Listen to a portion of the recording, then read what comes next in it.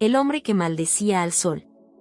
El protagonista no tiene nombre aún, porque su nombre podría ser cualquiera. Era un hombre que pensaba demasiado y vivía demasiado poco. Había vivido los primeros años de su vida como tantos otros, alimentado por las ficciones heredadas, adoctrinado por la moral del deber, el sacrificio, la culpa y la obediencia. Lo habían educado para creer que la vida tenía un propósito, una dirección clara, una retribución final que justificaba toda lágrima.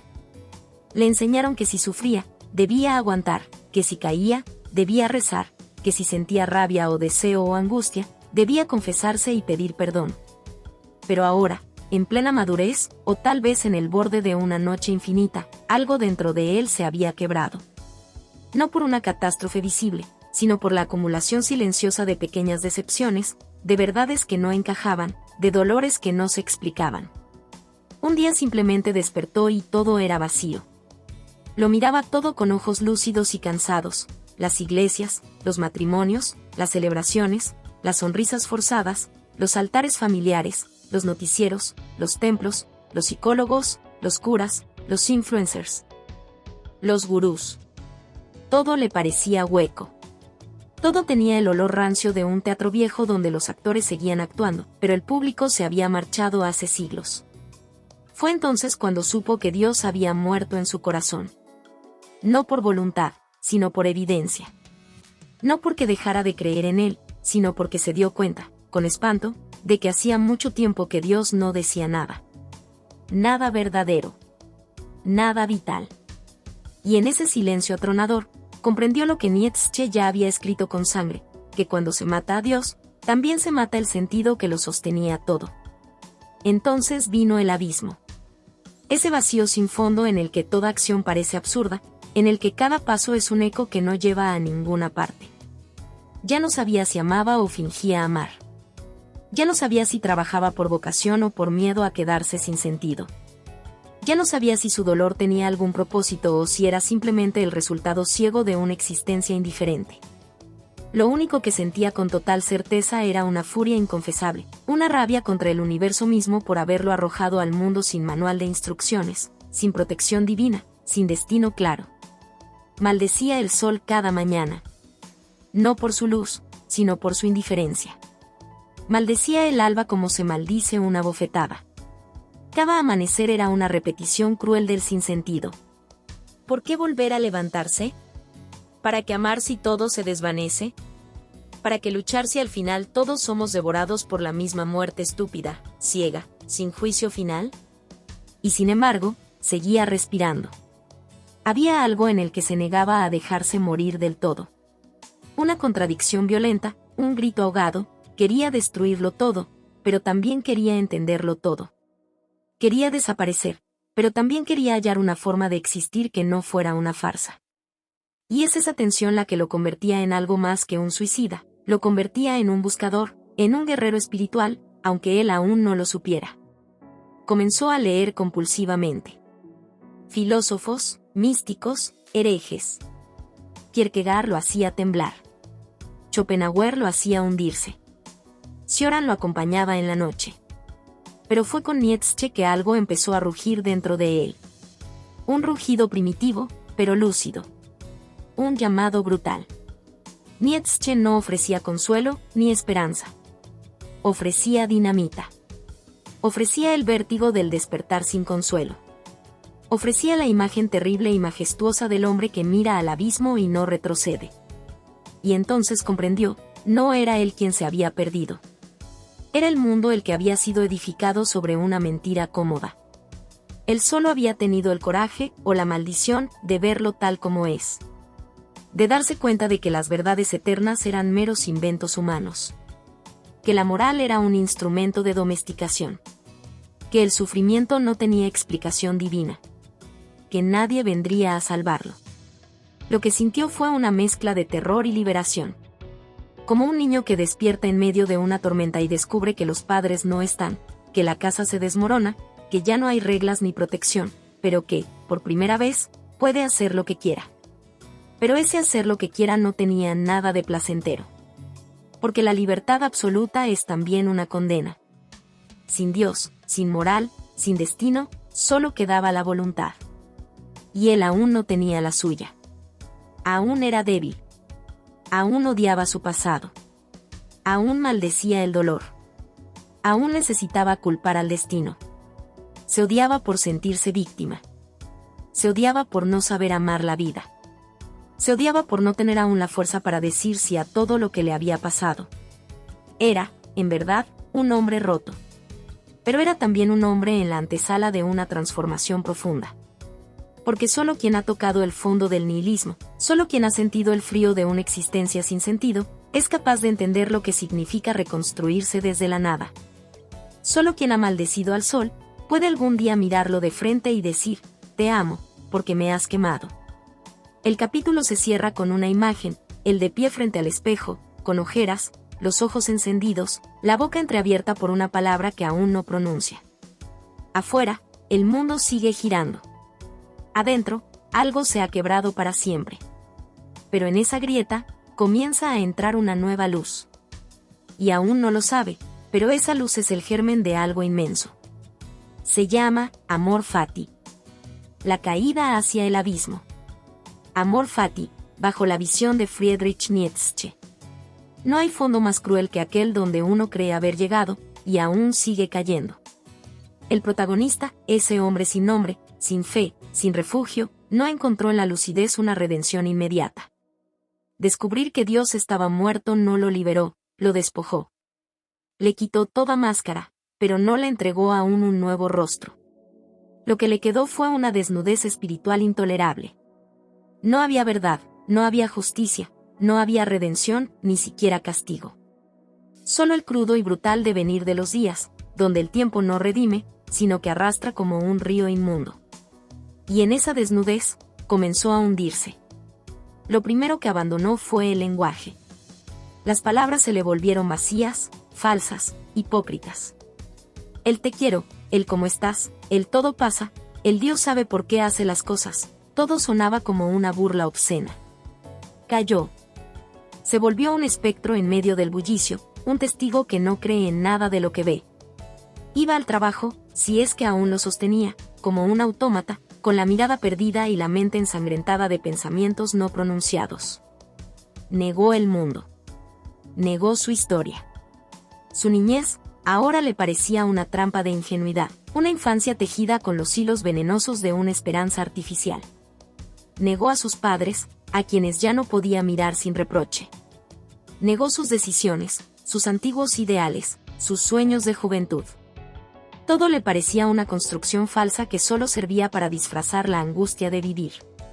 Se miraba en el espejo con asco, despreciaba su cuerpo, despreciaba su rostro, despreciaba esa biografía absurda que lo había traído hasta allí, ese cúmulo de casualidades y errores que ahora llamaba yo.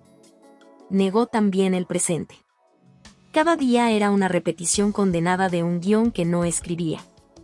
Las noticias, los amigos, las relaciones sexuales sin alma, las conversaciones triviales, todo era una obra de teatro cínica, donde todos fingían que estaban vivos mientras estaban, como él, profundamente rotos. Pero lo más cruel fue cuando negó el futuro. Porque ahí murió incluso la posibilidad del deseo. ¿Para qué luchar? ¿Para qué mejorar? ¿Qué sentido tiene el esfuerzo si la muerte igual vendrá, si el universo es indiferente, si todo logro será polvo en unas décadas, si ni siquiera hay un espectador para aplaudir al final? El nihilismo pasivo se le tragó. Algunos días, buscaba el silencio absoluto. Se encerraba durante horas, a veces días, sin comer, sin hablar, sin moverse. Se convertía en un cadáver viviente, flotando entre recuerdos y autoflagelaciones mentales. Odiaba su existencia, pero no tenía aún la voluntad para terminarla. El suicidio no era una salida, sino una idea lejana, como una amenaza que ni siquiera tenía la fuerza para ejecutar. Otros días, intentaba evadirse. Comenzó a buscar anestesias. El alcohol, al principio. Luego drogas. Sexo sin deseo. No porque lo disfrutara, sino porque quería desaparecer. Porque quería perderse en la bruma del olvido. Porque necesitaba, al menos por unas horas, dejar de pensar. Dejar de sentir. Dejar de ser. Pero ni el exceso ni el aislamiento lo salvaban. nada lo salvaba. Porque el dolor, ese maldito dolor esencial, no era físico ni concreto, era ontológico. Era el dolor de ser. El peso de existir. El castigo de estar condenado a un mundo sin respuestas, donde el único juez es uno mismo, y uno mismo es también el verdugo. Una noche, en el culmen de su caída, se vio temblando sobre el suelo de su cuarto. Sudor frío. Pupilas dilatadas. Manos ensangrentadas de haberse golpeado contra el muro. Respiraba con dificultad. Lloraba sin lágrimas. Y no había nadie. Solo él y la nada. Fue entonces cuando, en un acto brutal de honestidad, se dio cuenta, huir no sirve. No importa cuánto corra, cuánto se drogue, cuánto se insensibilice, el dolor sigue ahí. Porque el dolor no es un virus externo. Es el eco de una lucha interna no resuelta. Es la voz de una vida que quiere afirmarse, pero no encuentra cómo. Es la protesta de una existencia que fue negada demasiado tiempo y ahora exige su lugar. El sufrimiento no es el enemigo, es el síntoma de que algo dentro de él sigue vivo, aunque se resista a vivir. Y en ese momento de extrema desolación, aparece una intuición, un relámpago fugaz que corta la oscuridad. ¿Y si el problema no era la vida, sino mi forma de negarla? Una pregunta lo sacude. Una duda lo perturba. Por primera vez no culpa al destino, ni a Dios, ni al pasado, ni al sistema, ni a los demás. Por primera vez, siente que la cárcel no está afuera, sino dentro. Y que esa cárcel se llama rechazo de lo que es. Esa noche no se levanta transformado. No hay redención súbita. Pero algo ha cambiado, ya no se odia con la misma pureza. Hay una grieta en el muro. Y por esa grieta, entra la sospecha de que el sentido no se encuentra, sino que se crea. Pronto descubrirá que no basta con sobrevivir. Que el alma pide otra cosa. Que vivir no es aguantar, ni resignarse, ni adaptarse como un esclavo domesticado, sino afirmar. Decir sí incluso a lo terrible. Amar incluso lo que nos hiere. Pero aún no está listo para eso. Antes de aprender a amar el destino, debe pasar por otra prueba, la de reinventarse. La de enfrentarse consigo mismo. La de hacerse responsable de su caída, no como castigo, sino como punto de partida. Porque nadie llega a amor fati sin antes descender hasta lo más profundo del abismo. Porque solo quien ha perdido todo, puede comenzar a construir algo nuevo desde la libertad más absoluta. Porque solo quien se ha destruido por completo, puede renacer. El murmullo del eterno retorno. Amor fati, bajo la visión de Friedrich Nietzsche. La noche había caído como un sudario, densa, cerrada, casi absoluta. No había luna, ni estrellas, ni viento. Solo un silencio que no era ausencia de ruido, sino una presencia monstruosa, como si el universo contuviera la respiración a la espera de algo inminente. Él dormía. O al menos eso creía. Pero en ese lugar al que descendió, el sueño no era descanso, sino revelación. Lo vio todo. Su infancia. El rostro de su madre cuando lo abrazaba sin comprender su tristeza. El día en que tembló de miedo al entrar a la escuela. La primera vez que se enamoró y fue rechazado. El rostro de su padre, distante, duro. Cada palabra que pronunció con ira. Cada traición que cometió. Cada error. Cada oportunidad que dejó morir. Cada miedo que eligió disfrazar de racionalidad. Cada noche en que deseó no existir. Todo. Todo pasó frente a él como un juicio, pero no ante un Dios, sino ante sí mismo, con la mirada congelada de quien no puede escapar de su reflejo. Y entonces ocurrió. Una voz sin voz. Una presencia sin forma. Algo que lo rozó sin tocarlo. Y que le dijo, no como un susurro, sino como un trueno que le desgarró el alma. Y si esto tuviera que repetirse eternamente, si tu vida, tal como es, con cada instante, cada error, cada abrazo, cada pérdida, cada noche en que deseaste morir y cada día en que no supiste por qué te levantaste, tuviera que repetirse una y otra vez, sin fin, sin escape, sin redención, ¿la aceptarías? Él cayó de rodillas, incluso en el sueño. Era una visión demasiado cruel, demasiado total. No porque fuera una amenaza, sino porque era una pregunta. La más feroz que jamás le habían hecho. No era el castigo de un Dios vengativo. Era algo peor, el espejo de la eternidad. No un infierno de fuego, sino un infierno de repetición. El eterno retorno. No había más allá. No había juicio final. No había ascenso ni purificación. Solo esta vida. Esta forma. Esta cadena de causas y efectos. Este instante eternizado. Todo lo que había despreciado, tendría que vivirlo de nuevo. Cada vez que maldijo a la existencia, cada vez que rechazó su cuerpo, cada vez que eligió callar cuando debía gritar, o gritar cuando debía callar, todo volvería. Una y otra vez. Y ahí comprendió que esa visión no era una amenaza metafísica, sino una medida. Una medida para saber cuánto había realmente vivido, cuánto había afirmado la vida, cuánto la había amado, o simplemente sobrevivido. Porque si uno no puede desear que su vida se repita eternamente, entonces no ha vivido como se debe. Porque quien ama su destino, quien afirma su existencia con un sí radical, puede decir que se repita una y mil veces más. Pero él no podía. No aún.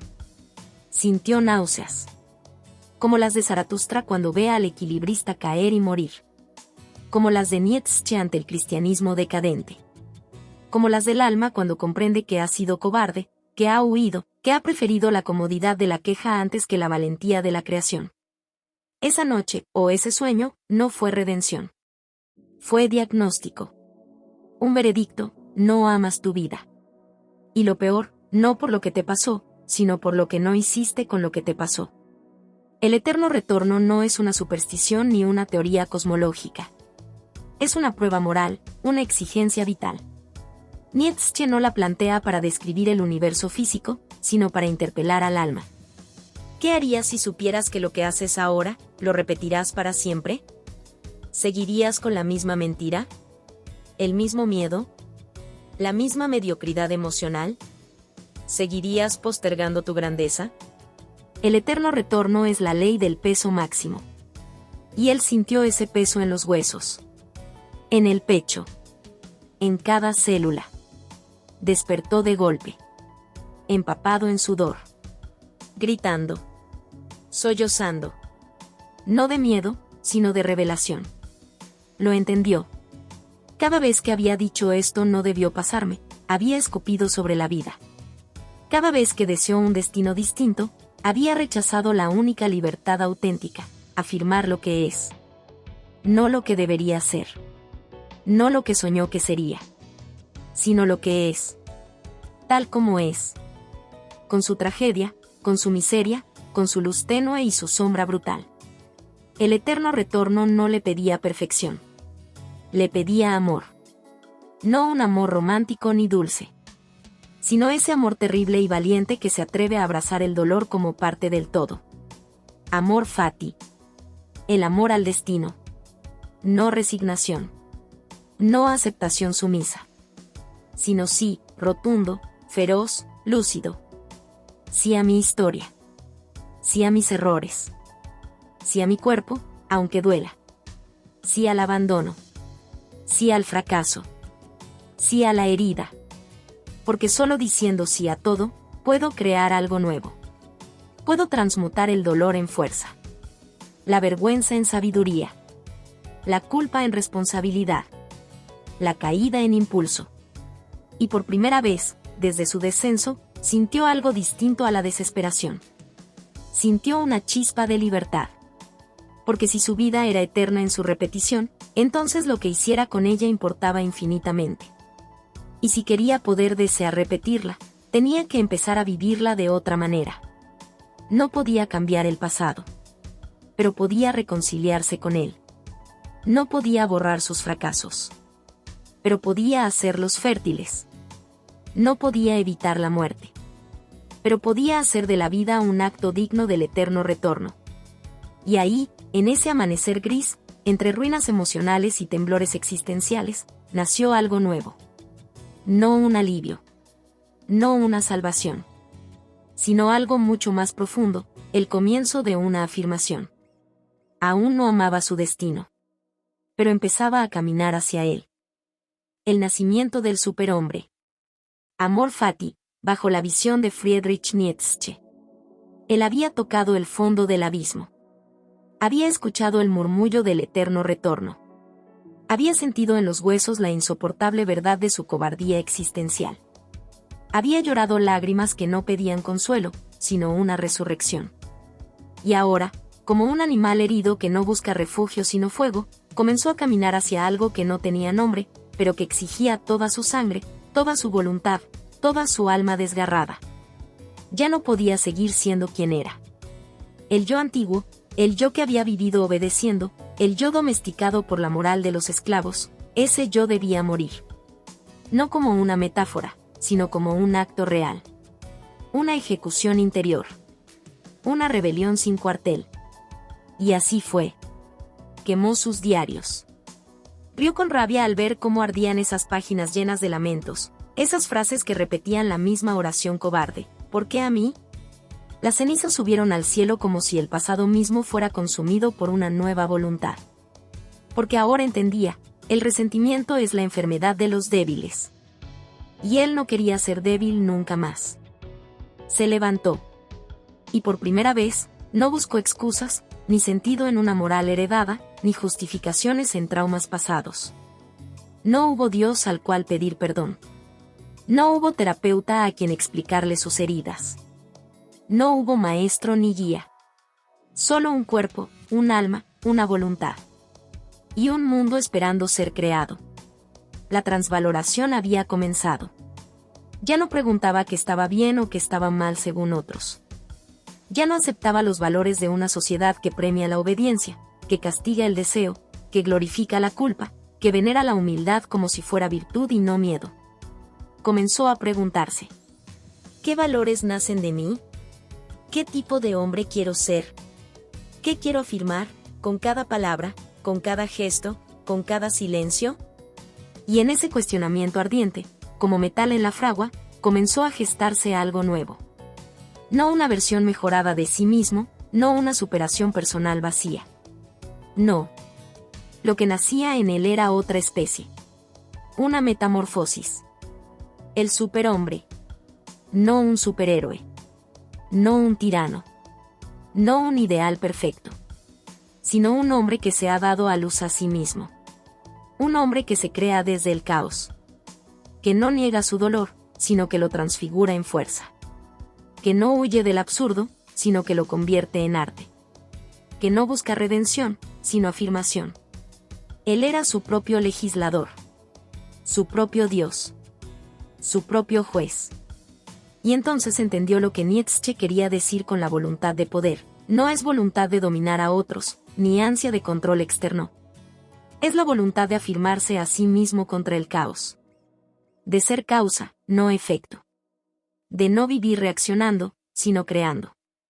Cada día, se entrenaba no solo el cuerpo, sino el alma.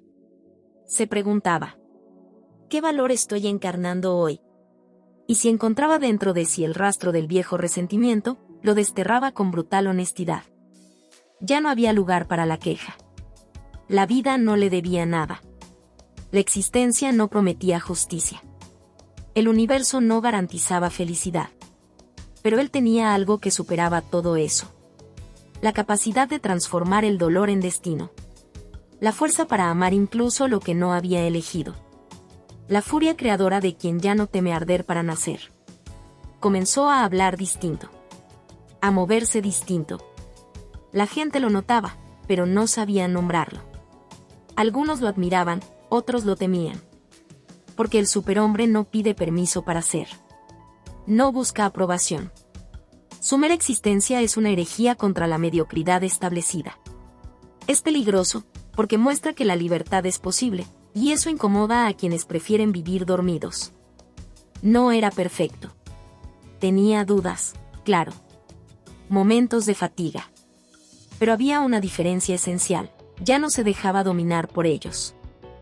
Ya no se hundía. Se alzaba. Como un fuego que, aunque tiemble, nunca se apaga. Descubrió algo radical: que el dolor podía ser arte.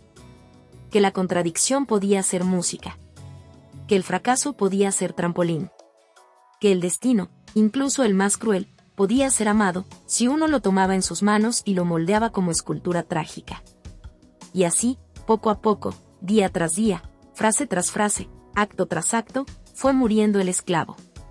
Y naciendo el creador. No seguía a nadie. No quería discípulos.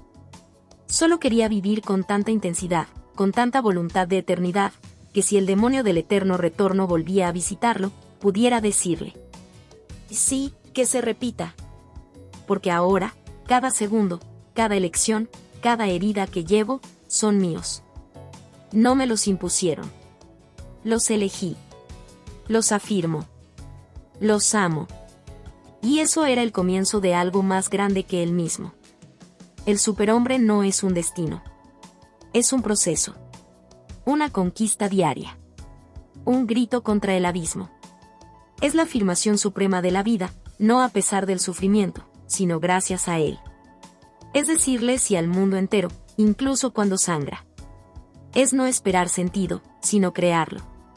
Y ahí, en esa transformación radical, encontró algo más poderoso que la esperanza. La alegría trágica.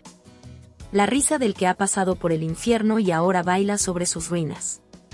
La danza de quien no necesita cielo, porque ha hecho del polvo su catedral. Amor fati, el gran sí. Amor fati, bajo la visión de Friedrich Nietzsche. Había atravesado la oscuridad. No una oscuridad figurativa, poética o simbólica, sino una noche del alma real, punzante, interminable. Una noche en la que el hombre se enfrenta a la total desnudez del universo, sin propósito, sin sentido, sin redención. Una noche donde los ídolos mueren, donde los dogmas se desmoronan, donde la esperanza se revela como una mentira piadosa tejida para consolar a los que no soportan mirar de frente al abismo. Y sin embargo, en esa intemperie feroz, en ese escenario vacío, algo había nacido. No una fe. No una ilusión. No una respuesta. Sino una llama. Un fuego extraño que no quema, sino que transforma. Un fuego que no destruye, sino que revela. Lo comprendió no como quien aprende una lección, sino como quien despierta de un largo delirio. Todo lo que vivió fue necesario. Absolutamente todo. El abandono, la traición, las cicatrices de la infancia, las decisiones erradas, las pérdidas, las soledades, los errores, las caídas. Todo. Cada fragmento de dolor no era un obstáculo para la vida, sino su expresión más radical, su intensidad más genuina. No fue un castigo. No fue un accidente. Fue el camino mismo. Fue la materia prima de su transformación. Fue lo que le dio forma. Fue el crisol en el que su espíritu fue fundido, golpeado, templado. Y entonces, como una explosión silenciosa, como un relámpago que no se ve pero se siente arder en las entrañas, pronunció el gran sí. Sí. A todo. A lo que quiso borrar. A lo que maldijo. A lo que deseó nunca haber vivido. Sí, incluso a las noches donde deseó no despertar. Sí, incluso a las voces que lo hundieron. Sí, incluso a su propio odio, a su vergüenza, a su antigua cobardía. No era resignación. No era conformismo. Era amor fati. El amor al destino. No como algo que se soporta, sino como algo que se abraza con fuerza, con ferocidad, con pasión. Lo vio con total claridad. Si algo en su pasado hubiera sido diferente, él no sería quien era ahora. Y él valía la pena. No porque fuera perfecto. No porque fuera feliz. Sino porque era auténtico. Porque había creado algo de la nada. Porque había aprendido a bailar con el caos. Y ahí estaba el milagro. La vida no tiene sentido. Pero se puede danzar sobre su sinsentido. Y esa danza es arte. Y esa danza es libertad. Y esa danza es amor. Ya no quería cambiar nada. Ya no soñaba con una vida diferente. Ya no deseaba ser otro. Amaba su destino como si él mismo lo hubiera elegido, en lo más profundo de su ser, desde antes de nacer. y así, por fin, pudo mirar atrás y sonreír. No una sonrisa cínica. No una sonrisa amarga. Sino una sonrisa plena. Trágica. Luminosa. Porque había entendido que la vida, con todo su caos, su sangre, su belleza, su crueldad, su ternura, su absurdo, merece ser vivida. Una y otra vez. Si el demonio del eterno retorno regresara a su cama en mitad de la noche, con sus ojos infinitos y su pregunta implacable. ¿Vivirías todo esto otra vez, exactamente igual, eternamente? Él no dudaría. No parpadearía. No huiría. Diría que sí. Con furia. Con amor. Con música en las venas. Porque entendió que el verdadero poder no está en cambiar el mundo, ni en escapar del dolor, ni en alcanzar el cielo prometido. El verdadero poder está en amar este instante como si fuera eterno. En decirle sí a lo que es, sin reservas. En ser fiel, no a un ideal, sino a la totalidad de la existencia. Ese es el superhombre. Ese es el fuego del amor fati. Y ese es el nacimiento de una nueva especie humana. No la que reza. No la que se arrastra. No la que espera ser salvada. Sino la que, habiendo visto el abismo, baila en su borde con los ojos abiertos. Y canta. Y ama. Y vive. Danza sobre el abismo. Amor fati, bajo la visión de Friedrich Nietzsche. No fue un milagro. No hubo redención. No descendió ninguna divinidad a rescatarlo. No hubo promesas de paraísos, ni fue abrazado por ninguna voz celestial. Y sin embargo, algo había cambiado para siempre. Ya no era el mismo. Ya no caminaba con el cuerpo cargado por el peso de los deberías, ni con el alma arrastrada por la culpa o el miedo. Ahora caminaba como quien ha atravesado el infierno, ha hecho del fuego su casa, y ha salido de él no purificado, sino reconfigurado. El abismo seguía allí. Siempre estuvo. Siempre estará. Pero ya no lo paralizaba. Ahora lo comprendía. Lo miraba y no se estremecía. Porque había aprendido algo que solo los espíritus verdaderamente libres comprenden. El abismo no es enemigo. Es espejo. Como el equilibrista en Así habló Zaratustra, avanzaba. Un pie tras otro. Sin ataduras. Sin red. Sin una promesa de seguridad al otro lado. Pero con la ligereza de quien ha soltado el peso del mundo. El equilibrista que antes temía caer, ahora danzaba. Porque entendió que incluso la caída es parte de la danza. Y que la danza, en sí misma, no necesita un destino. Es movimiento puro. Es afirmación. Es belleza en medio del vértigo. Ya no buscaba una misión impuesta desde fuera. Ya no necesitaba una causa que justificara su existencia. Él mismo era la causa. Su vida, su arte, su risa, su dolor, sus decisiones, su voluntad. Todo ello era suficiente. Todo ello era sagrado. Había matado a Dios. No al Dios de piedra ni al de los templos. Sino al Dios interior que lo había hecho sentir indigno, culpable, sucio, roto. Y en su lugar, no colocó otro ídolo. No erigió nuevas leyes. No se arrodilló ante nuevas morales. Simplemente se afirmó a sí mismo. Con todos sus límites. Con todos sus excesos. Con toda su carne y su vértigo. Porque lo humano no es algo que deba superarse huyendo de ello, sino creándose a partir de ello. La moral esclava que le decía que debía renunciar, obedecer, esperar, perdonar, se disolvió en el humo del pasado. Ahora era un creador de valores. No por capricho, sino por responsabilidad. Porque comprendió que ser libre es también cargar con el peso de uno mismo. Y que la libertad sin creación es vacío. Pero la libertad con danza es arte. Ya no necesitaba redención, porque ya no vivía en deuda consigo mismo. No buscaba el perdón de nadie, porque ya no se sentía culpable por existir. Ya no pedía permiso para ser. Simplemente era. Vivía con intensidad. no con la intensidad ciega del que se lanza al exceso para no pensar, sino con la intensidad serena del que ha aceptado su muerte como parte de su vida. Y por eso vive sin reservas. El tiempo ya no era un enemigo que lo empujaba hacia la muerte. El tiempo era el ritmo de su danza. Y el instante presente, ese pequeño latido entre el pasado y el porvenir, se convirtió en su templo. Lo comprendió todo cuando dejó de buscar respuestas. Cuando dejó de golpear las puertas del sentido. Cuando abandonó el clamor de los que exigen explicaciones al universo. Y simplemente empezó a danzar sobre el abismo. Porque la danza no necesita suelo firme. Porque el espíritu libre no camina. Flota, ríe, canta, crea, se transforma. Y si el mundo volviera a desplomarse, si todo se desmoronara una vez más, si la oscuridad regresara como un viejo fantasma, él no temería. Porque ya no era el mismo hombre que maldecía al sol. Ya no era el que caía y se arrastraba buscando redención.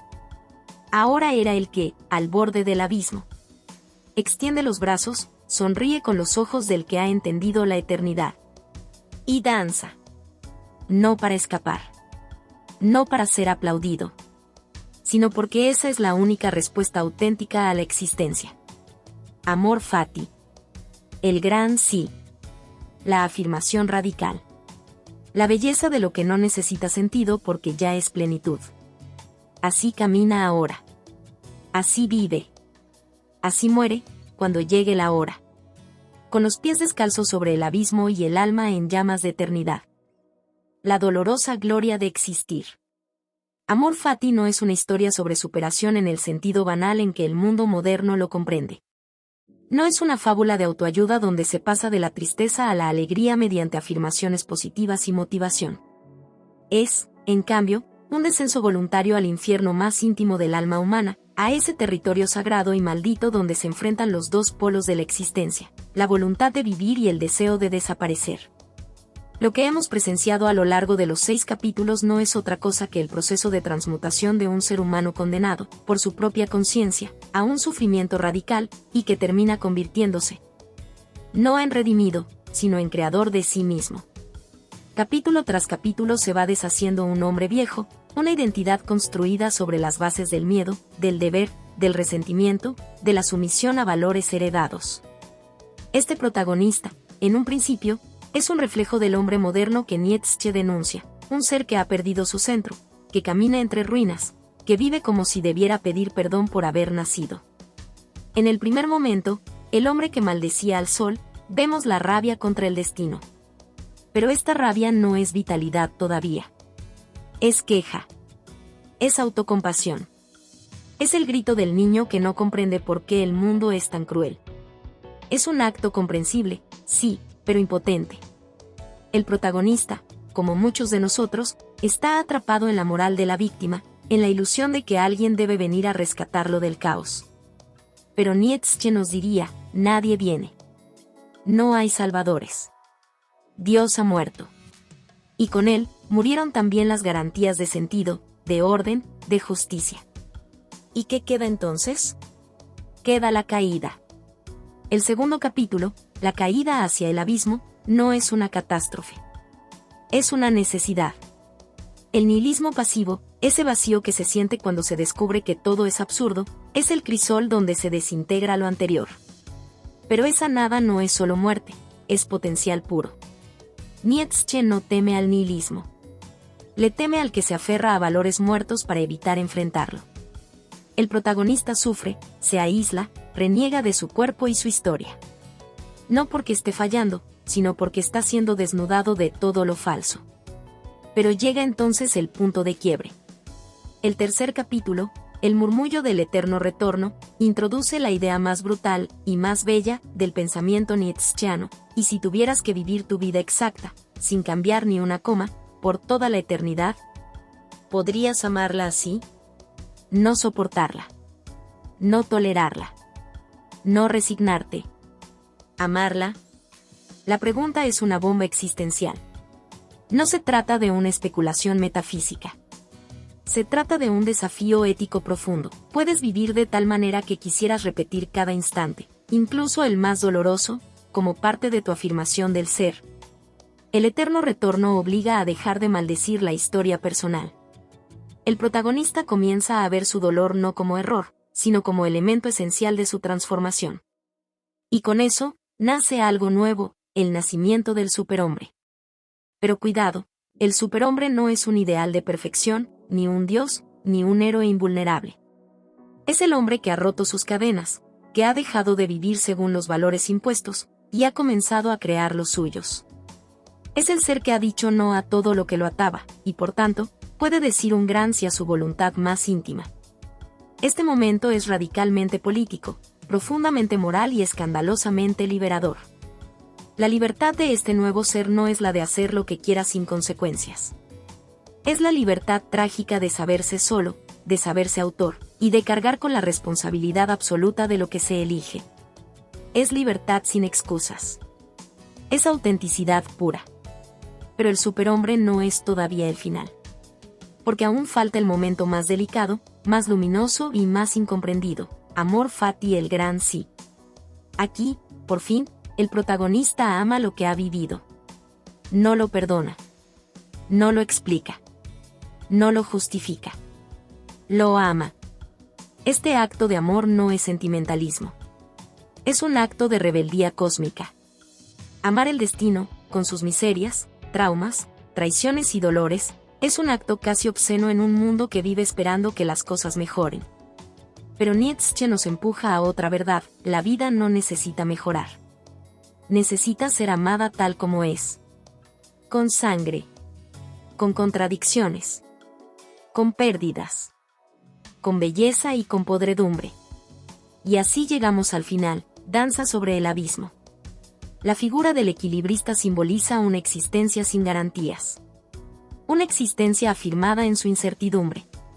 Es el espíritu libre, no porque lo ha ganado todo, sino porque ha soltado el miedo a perder. El abismo sigue allí. Pero ahora, no es un enemigo. Es parte del escenario. Y el protagonista, convertido ya en creador, en danzante, en afirmador de su propio ser, se mueve con gracia sobre el vacío, no porque no tenga miedo, sino porque ha dejado de vivir para evitarlo. ¿Y qué nos deja esta historia? Nos deja desnudos. Nos deja sin excusas.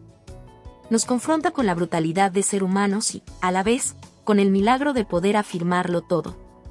Nos enseña que no hay nada más peligroso que un alma que ha dejado de esperar, y ha comenzado a crear.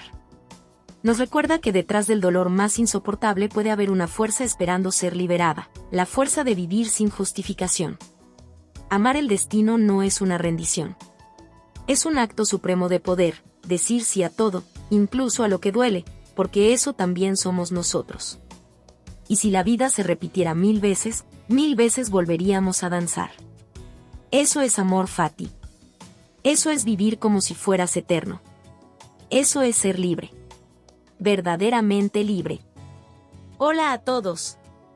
Si te ha gustado esta historia, déjame un comentario y cuéntame qué parte te atrapó más o qué emociones despertó en ti. No olvides suscribirte al canal, activar la campanita y darle me gusta. Tu apoyo nos ayuda a seguir creando contenido emocionante y lleno de emociones. ¿Qué otros temas de historias te gustarían ver en el canal?